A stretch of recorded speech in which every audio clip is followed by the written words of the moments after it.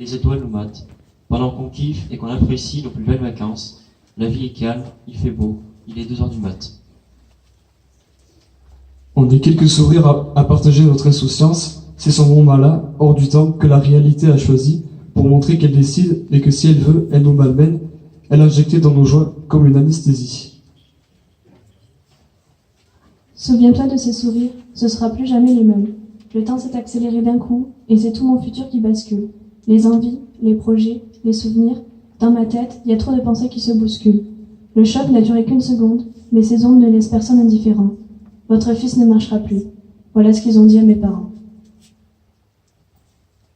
Alors, j'ai découvert de l'intérieur un monde parallèle. Un monde où les gens te regardent avec gêne ou avec compassion. Un monde où être autonome devient un objectif irréel. Un monde qui existait sans que j'y fasse vraiment attention. Ce monde-là vit à son propre rythme et n'a pas les mêmes préoccupations. Les soucis ont une autre échelle et un moment banal peut être une très bonne occupation. Ce monde-là respire le même air, mais pas tout le temps avec la même facilité. Il porte un nom qui fait peur ou qui dérange, les handicapés. On met du temps à accepter ce mot. C'est lui qui finit par s'imposer. La langue française a choisi ce terme, moi j'ai rien d'autre à proposer.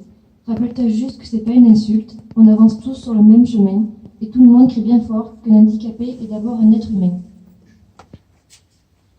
Alors pourquoi tant d'embarras face à un mec en fauteuil roulant ou face à une aveugle? Vas-y, tu peux leur parler normalement. C'est pas contagieux pourtant avant de refaire mes premiers pas.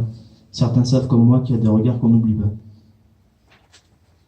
C'est peut-être un monde fait de décence, de silence, de résistance, un équilibre fragile, un oiseau dans l'orage, une frontière étroite entre souffrance et espérance.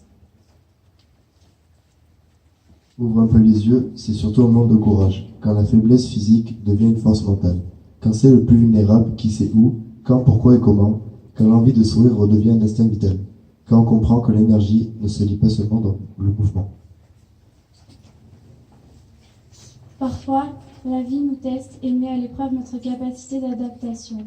Les 5 sens des handicapés sont touchés, mais c'est un 6e qui les délivre. Bien au-delà de la volonté, plus fort que tout, sans restriction, ce 6e sens qui apparaît, c'est simplement l'envie de vivre.